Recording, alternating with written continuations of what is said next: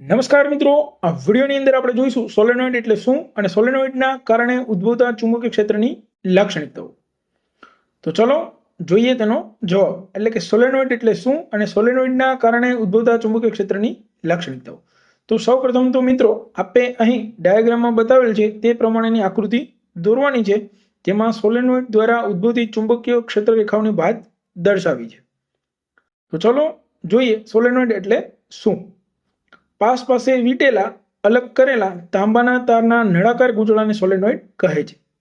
Pass પાસે વીંટેલા અલગ કરેલા તાંબાના તારના નળાકાર ગૂંચળાને સોલેનોઇડ કહે છે. જ્યારે સોલેનોઇડમાંથી વિદ્યુત પ્રવાહ પસાર કરવામાં આવે ત્યારે તેની અંદર અને આસપાસ ચુંબકીય ક્ષેત્ર ઉત્પન્ન થાય છે. જ્યારે સોલેનોઇડમાંથી વિદ્યુત પ્રવાહ પસાર કરવામાં આવે ત્યારે તેની અંદર અને આસપાસ ચુંબકીય ક્ષેત્ર ઉત્પન્ન થાય છે.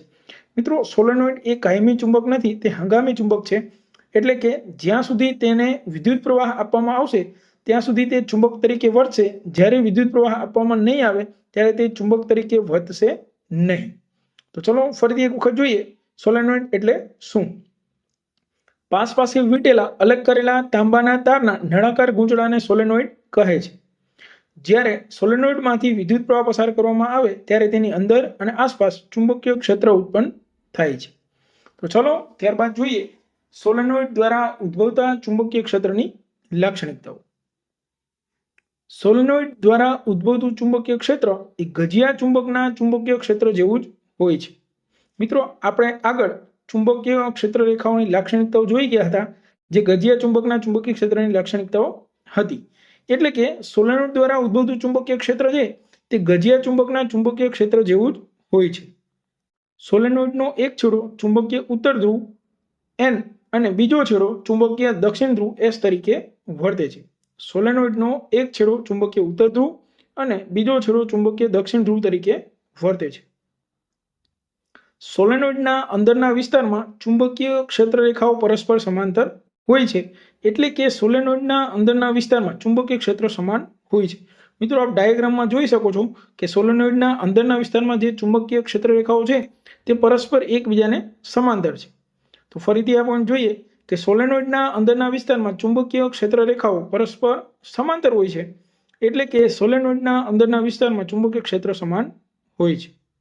ચલો ત્યારબાદ જોઈએ વિદ્યુત પ્રવાહ આધારિત સોલેનોઇડના અંદરના વિસ્તારમાં ઉદ્ભવતું ચુંબકીય ક્ષેત્ર B એ તેમાંથી પસાર થતા વિદ્યુત પ્રવાહ કેપિટલ I ના સમપ્રમાણમાં હોય છે. એટલે કે B ચલે છે I.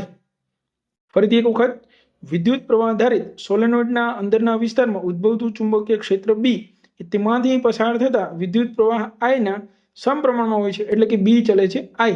તથા સોલેનોઇડના એકમ લંબાઈ દીઠ આટાઓની સંખ્યા સ્મોલ n ના સમપ્રમાણમાં હોય છે. એટલે કે B ચલે છે સ્મોલ n.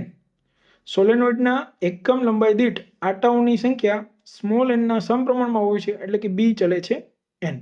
તો મિત્રો, આ હતું સોલેનોઇડ દ્વારા ઉદ્ભવતા ચુંબકીય ક્ષેત્રની લાક્ષણિકતાઓ. ચલો ફરીથી જોઈએ સોલેનોઇડ દ્વારા ઉદ્ભવતા ચુંબકીય ક્ષેત્રની લાક્ષણિકતાઓ.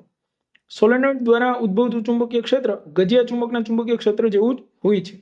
સોલેનોઇડનો એક છેડો ચુંબકીય ઉત્તર ધ્રુવ અને બીજો છેડો ચુંબકીય દક્ષિણ ધ્રુવ તરીકે વર્તે છે.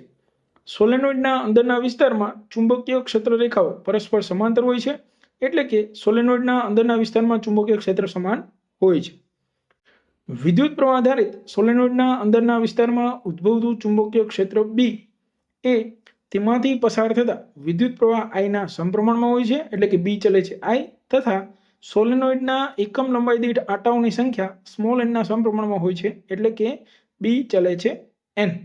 મિત્રો, આ હતું સોલેનોઇડ દ્વારા ઉદ્ભવતા ચુંબકીય ક્ષેત્રની લાક્ષણિકતાઓ. તો ચલો ફરીથી એક વખત આખો જવાબ જોઈએ.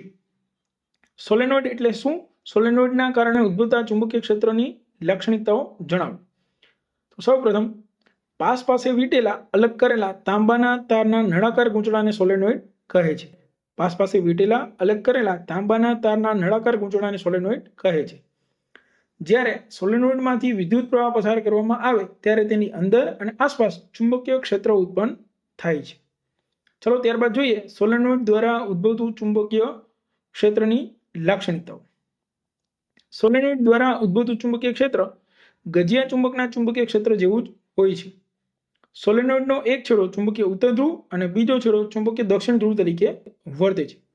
સોલેનોઇડના અંદરના વિસ્તારમાં ચુંબકીય ક્ષેત્ર રેખાઓ પરસ્પર સમાંતર હોય છે, એટલે કે સોલેનોઇડના અંદરના વિસ્તારમાં ચુંબકીય ક્ષેત્ર સમાન હોય છે.